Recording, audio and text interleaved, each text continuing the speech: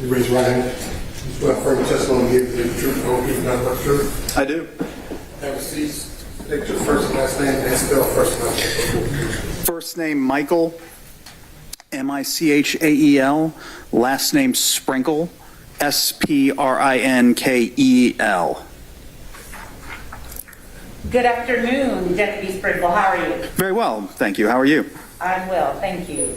Deputy Sprinkle, would you please tell the court where it is that you're currently employed? I'm currently employed at the office of the Fulton County, Georgia District Attorney. And what capacity are you employed there? I'm a Deputy District Attorney. How long have you served the Fulton County District Attorney's Office as a Deputy District Attorney? Since June 21st, 2011. And when did you first begin with the Fulton County District Attorney's Office? June 21st, 2011. What area do you work in within the District Attorney's Office? I am the head of the unindicted homicide unit. I review all of the murder cases that come, well, not just murder, all homicide cases that come into the office from the various police agencies in the county.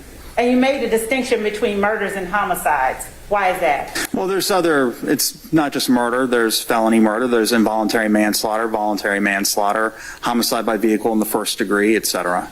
Have you always served as the head of the unindicted homicide unit? No. Before serving as the head of the unindicted homicide unit, what did you do within the District Attorney's Office? For approximately the first 3 months of my employment in the DA's office, I was assigned to what was called at the time the complaint room, which was a 24-hour operation in which I would receive or be assigned cases that were coming in live, essentially. Somebody had just been arrested and the police would send a report. I would review it, speak with the officer, draft some sort of affidavit to summarize the case, and otherwise ready the case for first appearance the following morning.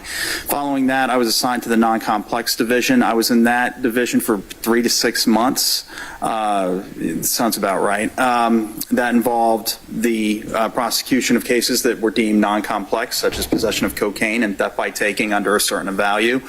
After my time in the non-complex division, I was assigned to the complex trial division for about a little less than 2 years, assigned to Judge Schwall's courtroom and then Judge Constance Russell's courtroom. And then in October of 2013, I was assigned to the unindicted homicide unit, albeit I was not the head of the unindicted homicide unit, though if memory serves correctly, I was the only attorney in the unit, so I suppose in a way I was the head, given that I was the only one. But then as time went on, the unit expanded. I was promoted, and now there's more employees in the unit. And now I'm the deputy in charge of it. Within the homicide unit of the District Attorney's Office, do you receive cases involving homicides where persons are charged or already arrested? Yes. And is it always the case that a person has been charged or arrested when you receive a file within the office? No. When you do receive a file wherein a person has been arrested, do you immediately present that case to the grand jury? No. Why is that? Well, I want to ensure that the person who's been charged or arrested primarily committed the crime that it is alleged they committed. So in order to do that, I inspect the case file, which primarily, if not, well, I don't want to say exclusively, because there are some things that I find on my own, but when I'm preliminarily looking at a case file, I look at what the police have sent me, their reports, their interviews, cell phone records, the extractions of cell phones, when the police actually copy the data out of somebody's cell phone. And I just go over all of this to make sure it's consistent with what has been alleged in the arrest warrants. And do you always have all of the information within the case file given to you by law enforcement that you feel you need in order to fully complete the investigation on a homicide? No, not always, no. And what types of steps do you take to ensure that you have obtained as much information as you can? Do you, for instance, do you pull jail calls? Yes. Do you speak with witnesses? I do, on occasion, yes. Do you go to scenes? Objection, Your Honor, leading. Your Honor. Is it preliminary matter? Is it preliminary matters? Thank you. I'll allow it. Over your objection. Thank you, Your Honor. Do you go to scenes? Yes. Do you seek search warrants? Yes. And do you present evidence to other entities for further testing? Yes. And does that always take limited amounts of time, or is that sometimes more protracted? Well, it depends on the case and the volume of deficiencies that I have identified in the initial investigation. Bringing you to the case involving the murder of Donovan Thomas, do you recall when you received that case file within the district attorney's office? Would have been late, probably December 2015, January of 2016, somewhere around there.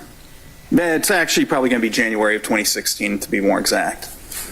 And without going into specifics about what that was, at the time that you received that case file, was it complete to your satisfaction as an assistant district attorney? Well, it depends on how you define the word complete. Was it complete insofar as the Atlanta Police Department was concerned? I don't know. I know that they handed me everything that I asked for. If there were some other documents that the Detective Thorpe still had in his file they just didn't give to me, I have no way of knowing that. As far as I know, what the Atlanta Police Department gave me was the complete case file. And did you review that complete case file that you received from the Atlanta Police Department? I did. Upon reviewing that case file, were you satisfied that the case was sufficient to present to the grand jury as you received it at that time? No. Did you take additional steps to investigate the case? Yes. Now, at the time, a person had been arrested on the murder, is that correct? Yeah, at least one person had been arrested on the murder. And that person was the defendant Shannon Stillwell? Yes. Jackson? Yes.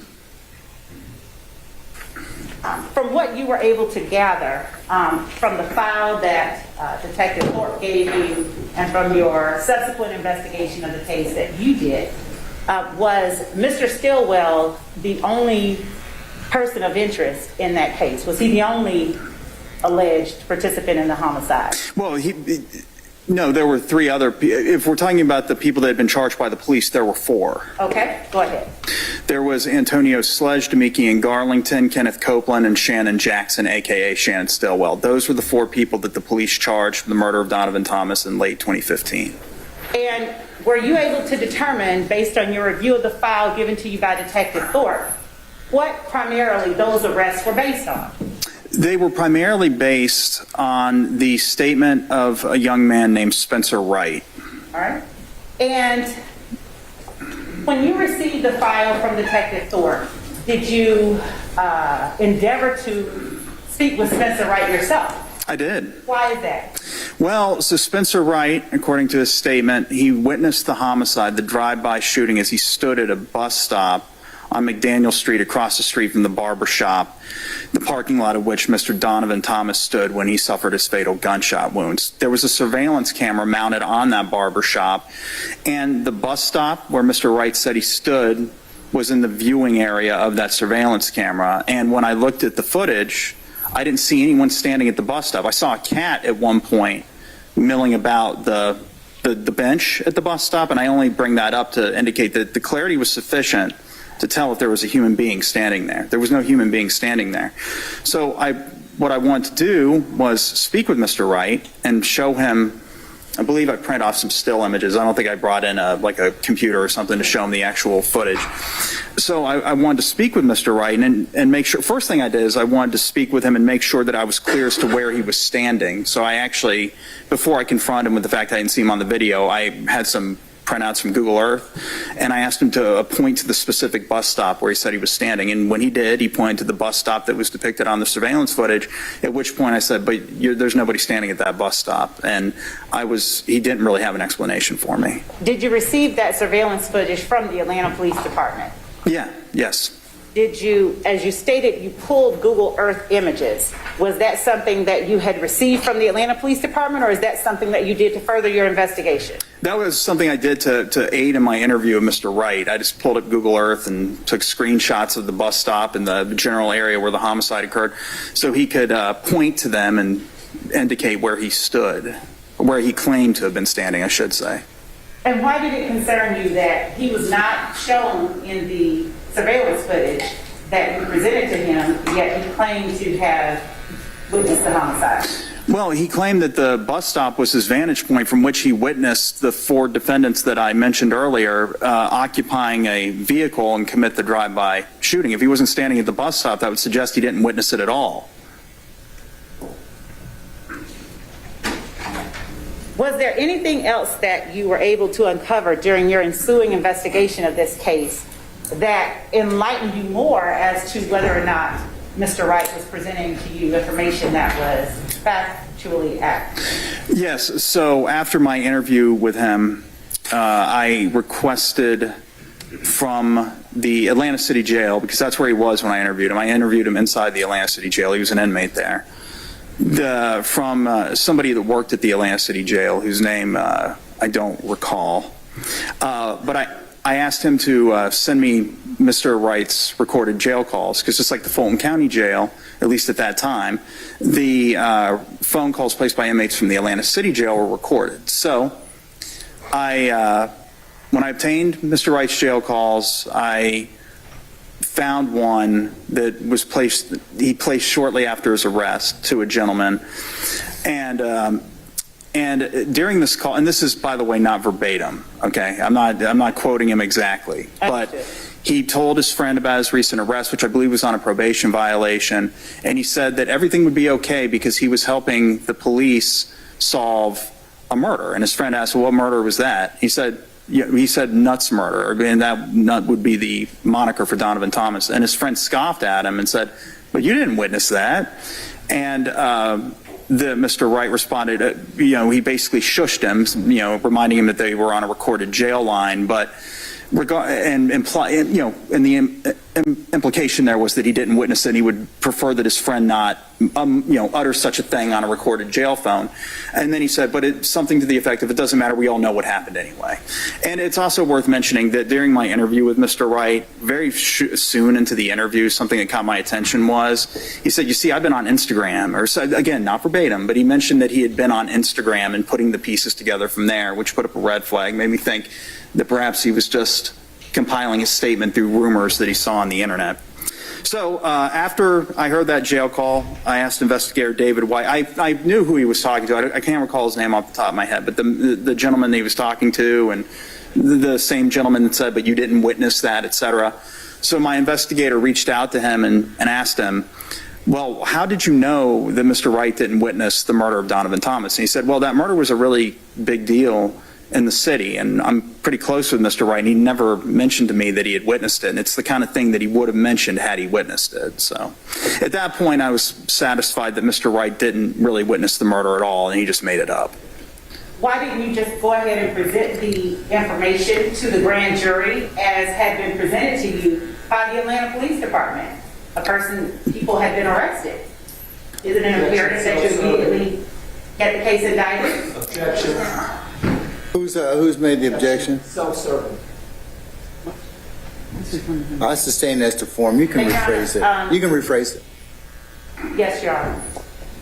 Mr. Sprinkle, is there any reason in particular why you did not go ahead and present the indictment to the grand jury with the names and the information that had been given to you from the police department?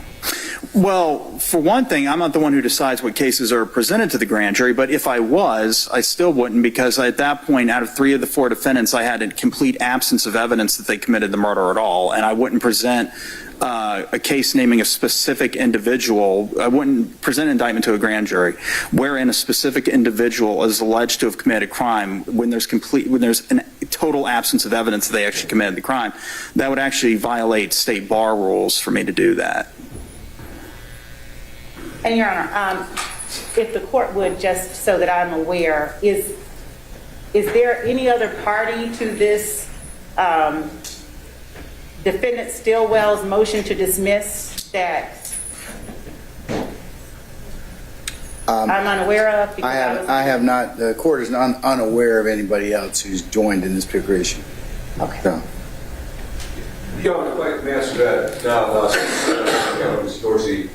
The state keeps saying that because this is RICO, everything applies to everything. I have adopted the motions of everybody, so I do reserve the right to ask some questions of the witness, Your Honor. But based on the theory that the state says that because it's RICO, everything applies to my client. I do want to make it very clear. I can have nothing to do with this. Your Honor, this is Shannon Stillwell's assertion of his constitutional right to a speedy trial. I do not believe that Mr. Chadha or his client have any right to assert as it relates to Shannon Stillwell's assertion of his right or the denial thereof to a speedy trial.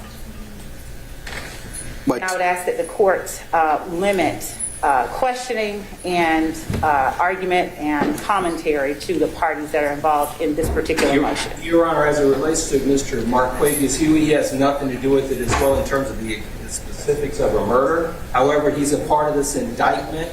Yeah, well, the issue you're going to have is that since it's a RICO case and anything can be attributed to any other defendant, that's why that they have a right of confrontation as to this. Now, so the specific relief is only available to Mr. Stillwell, but counsel are entitled to ask other questions as they see fit. Yes, Your Honor. Thank you, Your Honor. Right. Your Honor, if I may, just to be clear, on Mr. Williams' behalf, we do claim an interest in the outcome and the argument of this motion. We understand it's Mr. Stillwell's motion, but again, as the court has indicated, because this is a RICO indictment, Mr. Williams is charged in it. He has an interest and an ability to pose objections if necessary.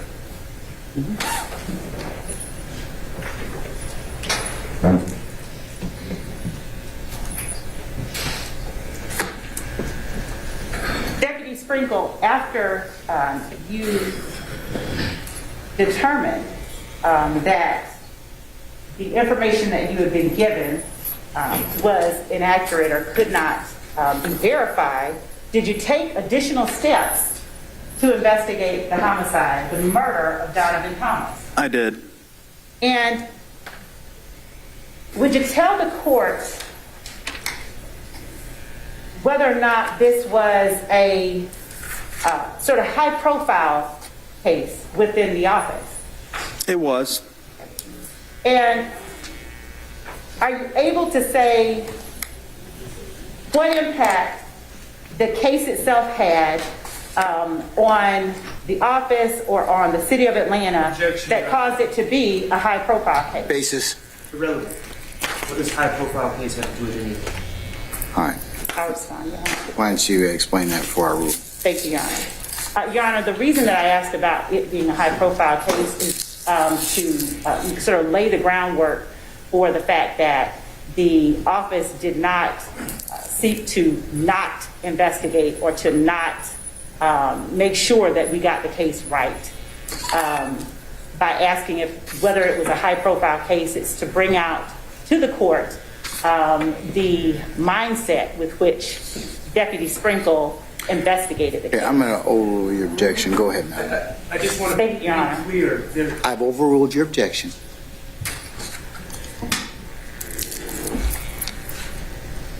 Did that murder carry with it a series of violent shootings within the city of Atlanta?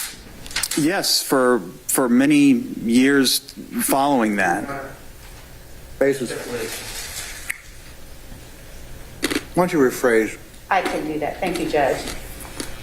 After the murder of Donovan Thomas, were there multiple shootings within the city of Atlanta within days, sometimes weeks, Objection, and months? Objection, relevance. I There's have multiple one shootings basis. going on in the paper.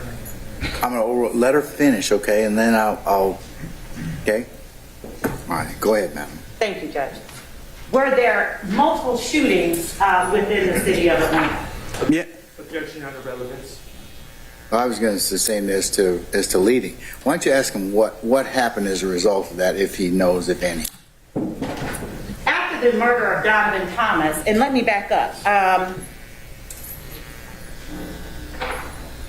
were there any gang implications to the investigation? In other words, during your investigation and during your initial review of the file, was there any indication from the information that you had within the file that the murder was gang related?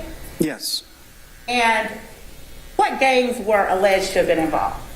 Englewood family, that was the gang to which Mr. Donovan Thomas was a member, a high-ranking member, and the other gang was YSL, or Young Slime Life, to which Mr. Williams was a member.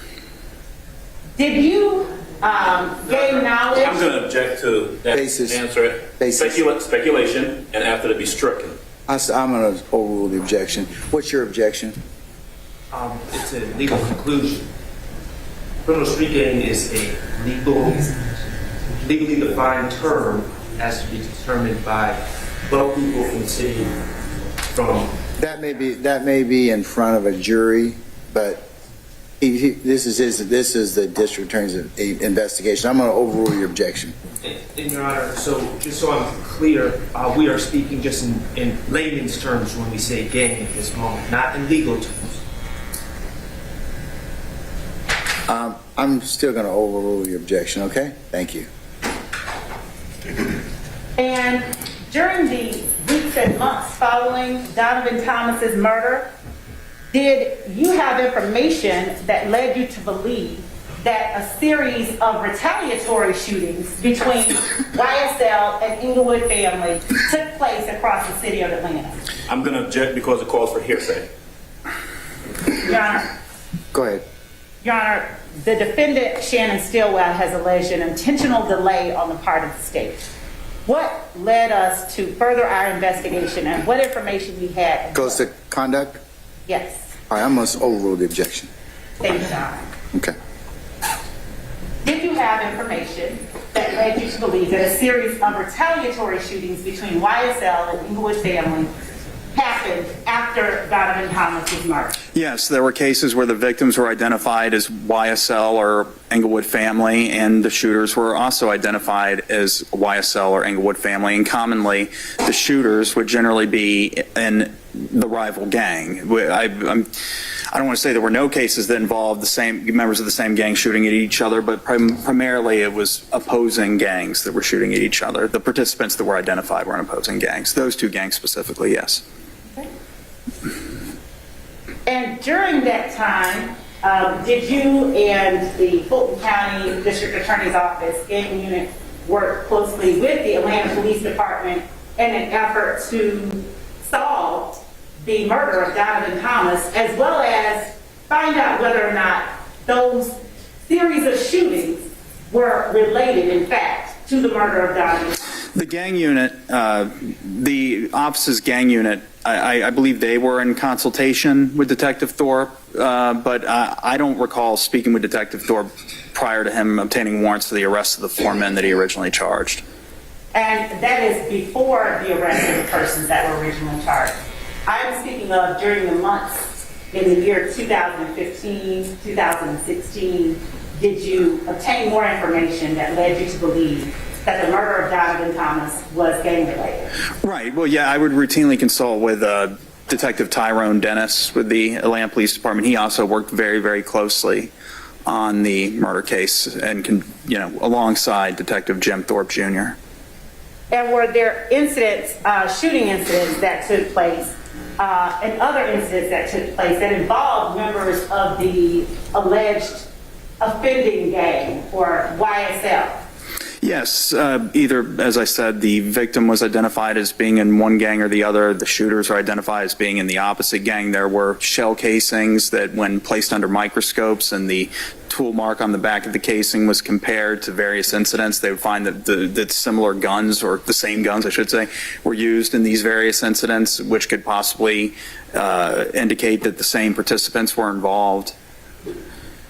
And did you prepare a supplemental report to the case file that you have been given by Detective Thorpe in order to outline the investigation that you conducted in this case between the time that you received it and November 13, 2018? Yes.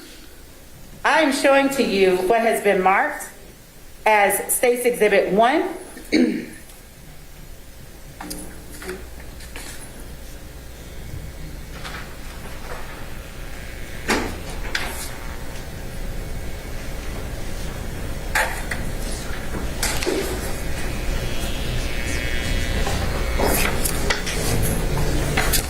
Ms. Love, we're going to just use the next exhibit in order. So what's that, Ms. Rosenwasser? 11. Would the court like for me to then label it State's States 11, yes, ma'am, if you wouldn't mind, please. I sure will.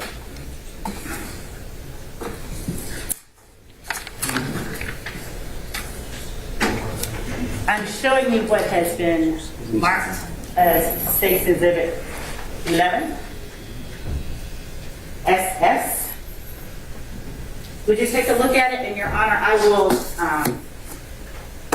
at the end of this tendering of this exhibit, ask that the court allow me to tender a digital copy of this as evidence. Under seal. Okay. Yes, I've looked at State's Exhibit 11. Does State's Exhibit 11 contain the supplemental report that you prepared outlining and detailing the investigation that you conducted up until November 13th of 2018? It does, but as you can see, I brought a copy of my report to the stand with me anyway, and it looks like there may be a page missing from this one because my report has a page that only has about 2 sentences on it, but so this may be a page short, basically. And If you are just Sudi Shah of the other source, could please be provided a copy of the report that he had. Oh, never mind. There it is. Yeah. Okay. If it was, or After you just testified that it's missing some sentences, so we just appreciate we get a copy of whatever he's actually looking at. he would be entitled to, he would be required to update that particular as part of continuing discovery. So to the extent, Ms. Love, you have not done that, go ahead and do so, okay? thank you, Your All right, Honor. okay.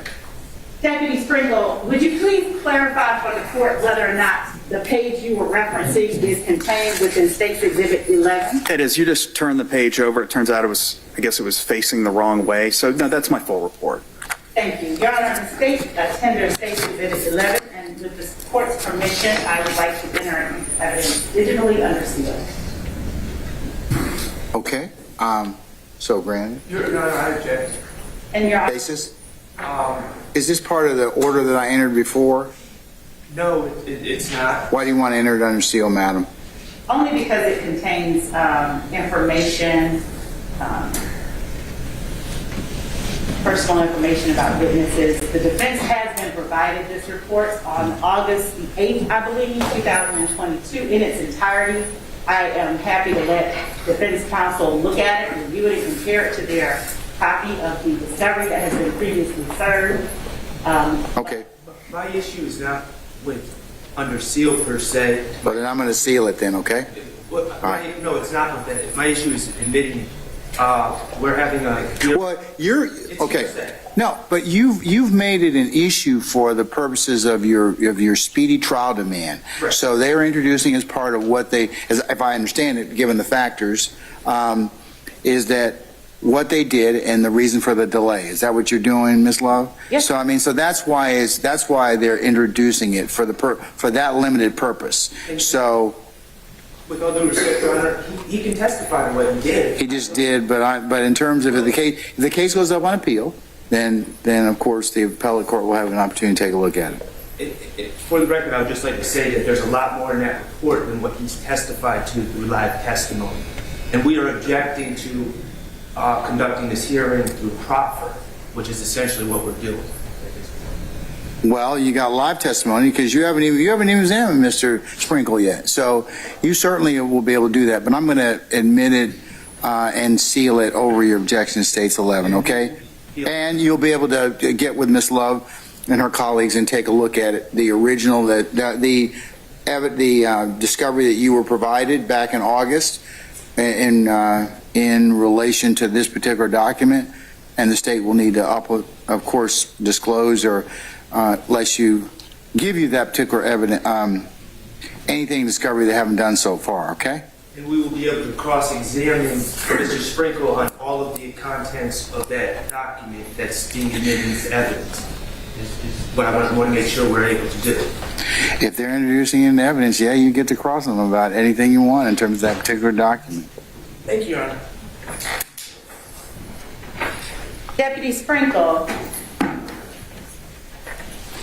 did your investigation into the murder of Donovan Thomas cease entirely as of November 13th, 2018. No, it didn't. Would you just briefly encapsulate some of the additional investigations that you participated in or conducted between 2018 and May 2021?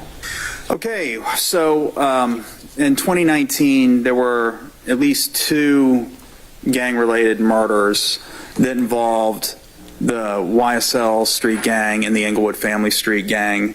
One was a February 23rd, 2019 murder involving a victim named Jamari Holmes and some YSL gang members named Damone Blaylock and Rodalius Ryan. I did a lot of work on that case. But for purposes of this hearing, I did a search warrant to Instagram for, I believe it was 4 or 5 accounts belonging to YSL gang members. Now, the reason why is that search warrant was for the accounts of the people that were participants in the February 23rd, 2019 murder of Jamari Holmes, of course. But with any search warrant that I did for concerning either one of those gangs, the murder of Donovan Thomas was always really just on the front of my mind, because that... Why? It was the murder of Donovan Thomas that was essentially the primary genesis of the dispute between these 2 gangs that had claimed the lives of so many people and wounded countless others. So I always, when investigating any case... This is irrelevant. Madam? Your Honor, Deputy Sprinkle is talking about the investigation that he continued to conduct into the murder of Donovan Thomas and why it is that he did what he did during that investigation. If, again, the state's intent is at issue, Mr. Sprinkle's steps taken during the investigation are reflective of the state's intent. Okay. I'll overrule your objection, sir. May I respond to that?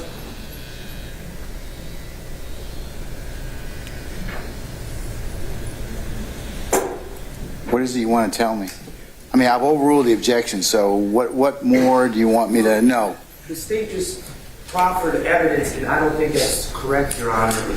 Well, then cross-examine him when you got him on cross. I understand. So you're a little, you're a little early, okay? When you got him on cross, you can ask him these questions that you're not allowing him to answer right now. But it's relevant for the purposes of delay and the reason for delay. So can we move on from that? Sure. Okay. In May of 2021, was the case involving the murder of Donovan Thomas turned over to a specific team in the district attorney's office as part of a broader investigation? It was. All right, and who was it turned over to? Don Geary was the primary attorney on the case. And is that case, or did that case form the basis for the indictment that the defendant sits on today, charged with both the murder of Donovan Thomas and the murder of Shamel Driggs? Yes, yes, it is, because I at that point was consulting with my coworkers and recommending that we pursue an indictment on the murder case, at which point the others just determined that a team should be assembled because this case encompassed a lot more than just the murder of Donovan Thomas. So at that point, my case file was handed, but that was the first step, was my investigation into the murder of Donovan Thomas. And then I wasn't working very closely with them. I would of course answer their questions, of which they had many when they had them, but I wasn't in a room working with them on a daily basis. But from what I understood and what would eventually see when the indictment came out, was they were working on this vast RICO case. And are you aware of a wiretap being used to gain information in furtherance of the investigation of this RICO case that you referenced just now? Yeah, I drafted all the documents associated with it and performed the minimization procedures and reviewed periodically would spot review the work of the modders. And was that in April 2022? I believe so. Yeah, I believe so. April 2022, I think towards the end of that month, yes. And did the investigation that took place between the time that you were given the file by Detective Thorpe and the time that this case was initially presented to the grand jury form the basis for the indictment 22 SC 183572? Yes. Thank you. Just one moment, Your Honor. Yes, ma'am.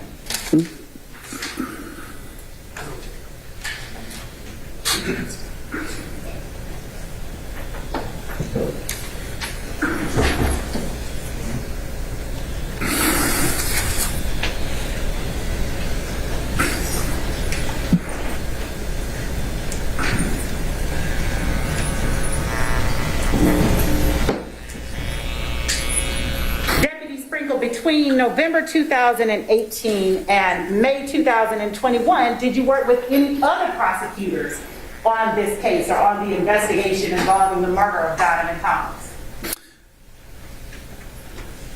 Well, did you at any time work with Deputy Kara Convery? oh, yes. Deputy Kara Convery and I spoke about this case and exchanged information on a regular basis throughout the entirety of the investigation.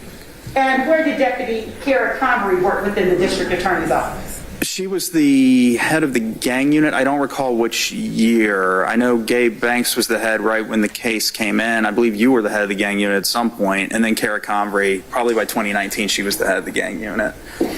Was there ever a time, Deputy Sprinkle, that you delayed this case to get a tactical advantage over the defendant, Shannon Stillwell? No, I didn't want to delay the case at all. And was this a case of average complexity? No, this is an extremely complex case. Just one moment, Your Honor. That's all that I have for now. All right, Mr. Sharp, go ahead, sir.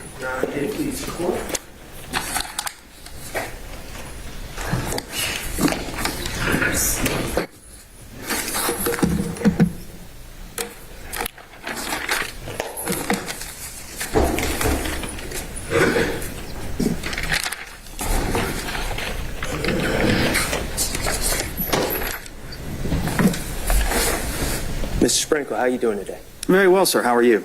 I'm good. Thank you for asking. As I understand it, your role in the DA's office is you receive a case file from APD. Well, many times, most of the time actually from APD, but there are other agencies in Fulton County, of course. And you work on that case file and bring it up, build it up for indictment if you feel that is warranted.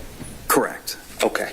But you did tell us that you are not the person who decides when to indict a case. That's correct. Who is that person? Well, back in 2015, 2016, Yes. that would have been the District Attorney Paul Howard. That was Mr. Howard back in 2015 and 2016. Okay. How long did Mr. Howard have that decision-making power on when Shannon Stillwell would be indicted on the 2015 case? Well, presumably all the way up until the last day of 2020. I believe that was the last day he was in office. I could be wrong about that, but it would have definitely been around that time. And who took over that decision-making power in 2020? The current DA, Fonnie Willis, and her her agents, people like myself and Adam Boddy and Pat Dutcher. Okay. So when Ms. Love asks if you delayed the indictment to get a tactical advantage on Shannon Stillwell, it wasn't even your decision, was it? That is correct. That is correct. That question about choosing when to indict from 2015 to 2020 should be asked of Paul Howard, correct? I cannot. Objection, Your Honor. Basis. The question about whether or not the decision to indict should have been left to Paul Howard is not proper. It does not speak to Deputy Sprinkle's actions and steps that he took during this investigation in order to make sure that it was thoroughly vetted. They tried to create the impression that Mr. Sprinkle's the one that called the shots, and he's clearly not. And now that I've asked him about it, and it's clear he didn't, now it's irrelevant. They asked him if he delayed the indictment of Shannon Stillwell. I'm saying it was delayed, and my client has been prejudiced, Yeah, and I want to hear from the person who made that decision. Well, it's one factor that I'll weigh, Mr. Shart, so go ahead and move on. Because we've had another district attorney since then, and it's part of the overall investigation. So his response might be, I'm assuming it's correct, but certainly has to be looked at in terms of the continuum of other things that went on in this case. So, and I'm sure you're going to examine him about those. Yes, Your Honor. And so starting in 2020, the decision-making was DA Fonnie Willis. 2021, yes. 2021. All right. Okay. When was Shannon Stillwell charged in this case? I believe it was September of 2015. Okay. And if I suggested that was October 2015, would you dispute me on that? No, I wouldn't. Okay.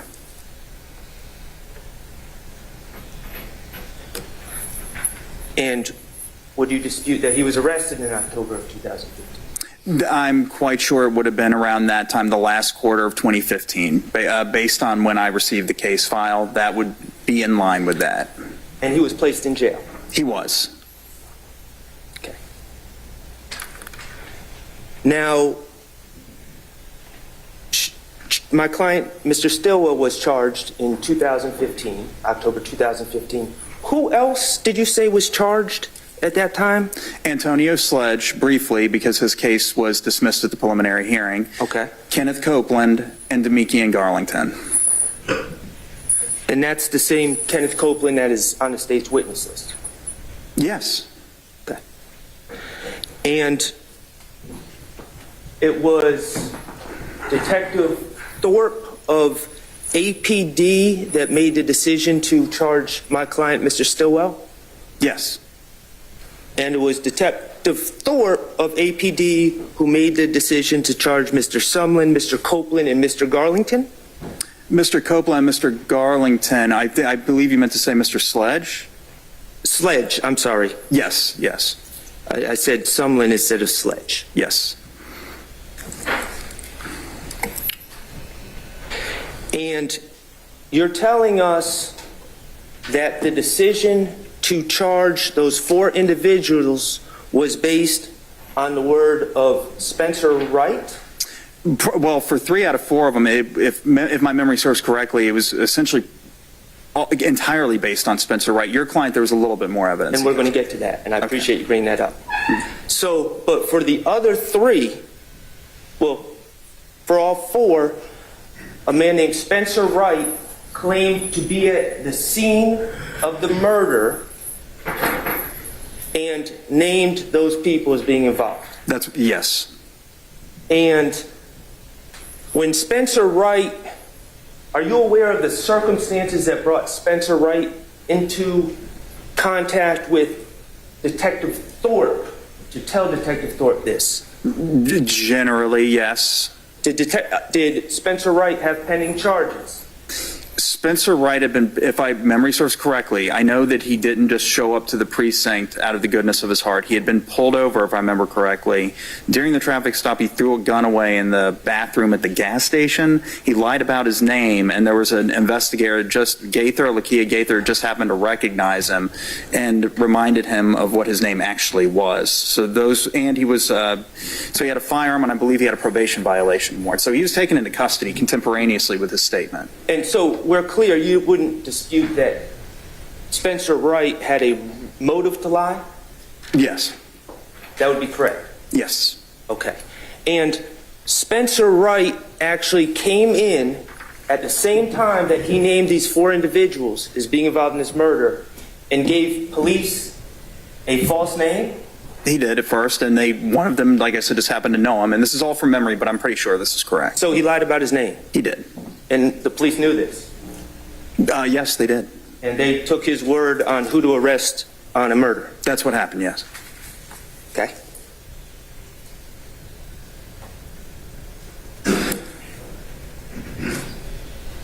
And through your investigation, you would agree that 3 of the 4 defendants in this case have changed since then regarding the 2015 shooting. 3 out of the 4, okay, so first of all, what do you mean by change, and which 3 defendants are we There talking was about? 4 people that were charged in October of 2015 by Detective Thornton. 3 of those 4 people are no longer charged. Oh, I understand. In other words, we ultimately indict a different set of people than were ultimately charged by the police. Is that your question? Yes. Yes, that's correct. We did indict Shannon Stillwell, aka Shannon Jackson, who's your client, but we did not charge Mr. Copeland, Mr. Garlington, or Mr. Sledge with the murder of Donovan Thomas. Well, let's be clear. They were charged, They were charged by the police, yes. and they were arrested and put in jail They were, yes. based on the word of Spencer Wright, That is correct. who lied about his name. He did. And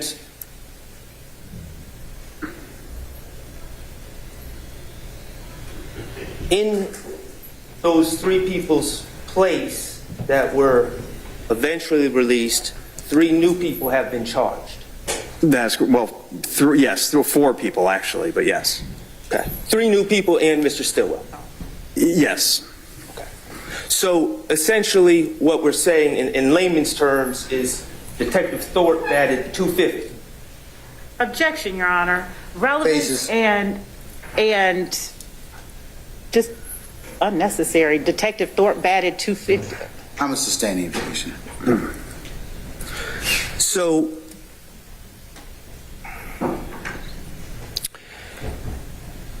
you have your report, correct? I do. All right. And your report is approximately 100 pages long? 140, I believe. 140. Okay. And you began working in January of 2016? That's correct, yes. And on page 2 of those 140, well, let me back up, I'm sorry. Almost the first order of business in this report is your concerns about Spencer Wright. Correct. That is how my investigation began. Because you were doing a thorough investigation and you looked at the video and noticed the man who was saying he witnessed the event was not where he said he was. Correct. And so your report, this 140-page report, begins with discussion of the video and Spencer Wright. Yes. On page 2 of the report, in the first paragraph, you talk about Detective Thorpe finding probable cause for these 4 individuals that are originally charged. Yes. And then you say, Kenneth Copeland, Demikian Garlington, and Antonio Sledge, or I'm sorry, you say Copeland, Garlington, and Sledge consisted almost entirely of the statement of Mr. Spencer Wright, correct? Correct. All right. You went on to say, with respect, or to write, with respect to Mr. Jackson,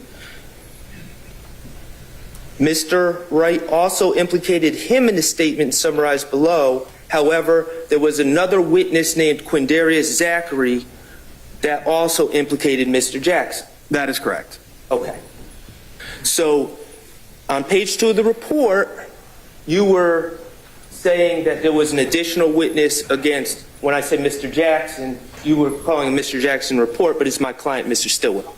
Yeah, back then he was known as Shannon Jackson. That's why I say Shan Jackson, a.k.a. Shan Stillwell, or vice versa. All right.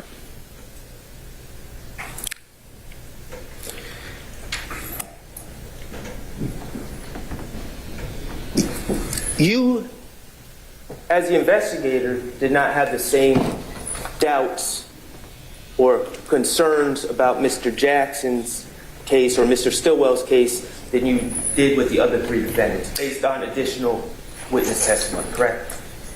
Well, I mean, I at least had some evidence that he committed the murder, yes. Okay. All right, and just to be clear, in January 2016, when you're working on this case, and throughout your investigation, Shannon Stillwell is still presumed innocent in jail. He was in jail for about 250 days, I believe, on the murder charge before he was transferred, I want to say, to the Department of Corrections on unrelated matter. But yes, he was in jail, yes. And he didn't bond out on this case until, on the 2015 case, until October of 2018, isn't that true? I recall, if I remember correctly, he was booked into the jail on October 23rd and made bond the next day, because he had obviously gotten a bond long before then because he had been in jail over 90 days on the murder. Right, but he was in jail for 3 years. On the murder? Yeah. No, I don't believe he was jailed for 3 years. I believe he was in jail for about 250 days on the murder. Okay, well, we'll say 250 days. I mean, that's a substantial amount of time, correct? Legally, it's subjective as to what's substantial. Okay. Well, you wouldn't want an innocent man locked in jail for that long. Objection, argumentative. I sustain this deform. Thank you, I Judge. sustain it. Okay. Are you an ethical prosecutor? Yes. And for the record, I believe Mr. Sprinkle is. Okay. If you felt that there was no case against Mr. Stillwell like you thought about the others, you would presumably have done something to get his release, correct? Right. What I would have done is I would have told his defense attorneys that essentially there was no evidence, which is what I did with the other co-defendants. So. Okay. Right. But with Mr. Stillwell, the absence of evidence wasn't quite as stark. Okay. And so you didn't take any proactive steps to seek the release of Mr. Stillwell like you did the others? No. Okay.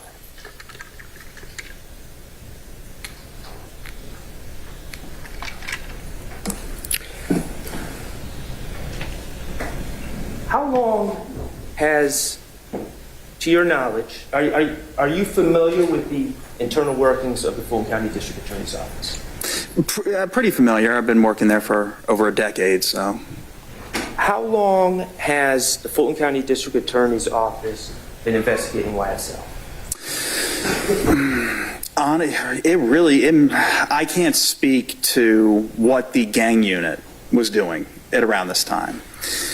They were in a section of the office to which I didn't have access. Now, if I knocked on the door, if they were there, they would generally let me in, but I didn't just have unfettered access to their area such that I could wander in at any given point. So they were by design closed off from the rest of the office. Well, certainly you were aware generally of whether there was as you were working this Donovan Thomas case, whether there was an active investigation into YSL. Yes, there was. And so to answer your question, to the best of my knowledge, as far as I knew, or as far as I can remember, the investigation into YSL really started with the murder of Donovan Thomas. Okay, so 2015. And what about investigations into Jeffrey Williams? Objection, Your Honor, relevant. I'm alleging that this has been a strategic decision to withhold the prosecution of Shannon Stillwell, who they claim to have had a case with or against, a solid case against, since 2015. And I want to know why they waited 8 years to bring this Well, then case. why don't you ask him? Well, I want to know what investigation. I'll overrule the objection. Go ahead and ask him, please. To your knowledge, how long have you had an investigation ongoing, when I say you, the Fulton County District Attorney's Office, against Jeffrey Williams? For me personally, it would have been around, I want to say April of 2016 when I found out that he rented the car that was utilized in the drive-by shooting. Okay. What about, not you personally, the Fulton County District Attorney's Office? That I can't answer. As far as I know, I don't know. I have no idea. If there were any other investigations regarding Mr. Jeffrey Williams, I don't know about them. Well, could you answer if you knew, do you believe that you were the first person to begin an investigation into Jeffrey Williams, or do you believe that there was already investigations into Jeffrey Williams? Objection, Your Honor, relevance into investigations regarding Jeffrey Williams. I'll sustain the objection. Thank you, Your Honor.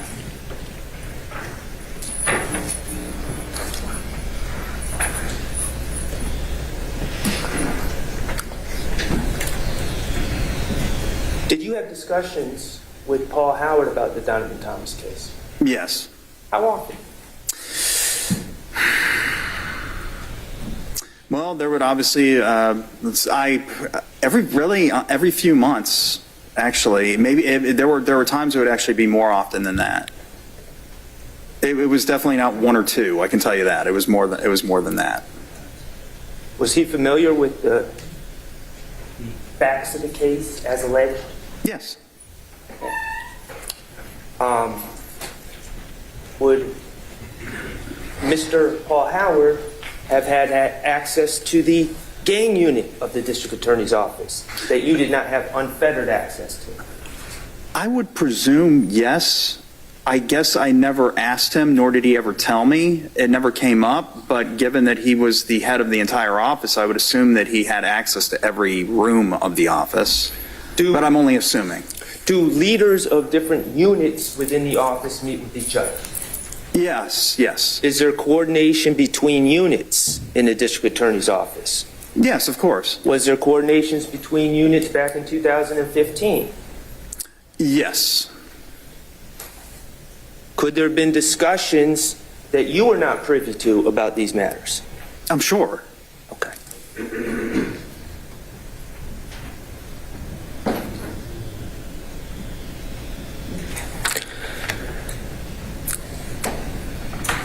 Mr. Sprinkle, you have, is it fair to say that you largely have an investigative function within the district attorney's office? Well, yes, for the most part. But you all are also an attorney. I am. You have a bar card. I do. You're familiar with the laws of, the rules of evidence in Georgia? Yes. Okay. You would agree that we're in here today not on a murder case, but a large RICO case, which one part of it has an alleged murder? I am familiar with the indictment that is before the court, that is being litigated right now, and I am familiar that the primary or the first count or couple of counts is a RICO case. As far as I'm concerned, I was primarily, if not really exclusively, concerned with the murder of Donovan Thomas. Correct. But you are aware that this indictment that we're all in here today involves more than just the 2015 shooting of Donovan Thomas? I'm aware of that, yes. Okay. And there are 4 people that you chose to charge and indict. Well, we'll get to that. There's 4 people that you advised the state to indict for the murder of Donovan Thomas. Well, I believe there are 5, and I was definitely part of meetings regarding the indictment. But again, this was really Don Geary that was leading the charge on who to indict for the murder. Now, was I influential? Of course, okay. But I wasn't the one who ultimately made that decision. But you weren't the one to make the decision. When was this case ready to take to the grand jury? The alleged murder of Donovan Thomas. Well, it wasn't an alleged murder. He absolutely was murdered. It was May of 2022. Oh, it wasn't ready? No. When was the case presented to the grand jury? When was it ready to take to the grand jury? I can't, again, because Don Geary was the attorney that was working on that, and I wasn't. Well, I guess it was ready when we presented it, right? I would assume. Well, that's when your office chose to present it. Yes. I'm asking when it was ready. I don't. You would have to ask Don Geary that. Okay. Because as you said, this is more just the murder of Donovan Thomas is a big RICO case. So. I'm aware of that, but I'm very interested in when the singular incident, the January 2015 shooting of Donovan Thomas was ready to present to the grand jury? I would just have to say May of 2022, unless you can define the word ready a little, with a little more specificity.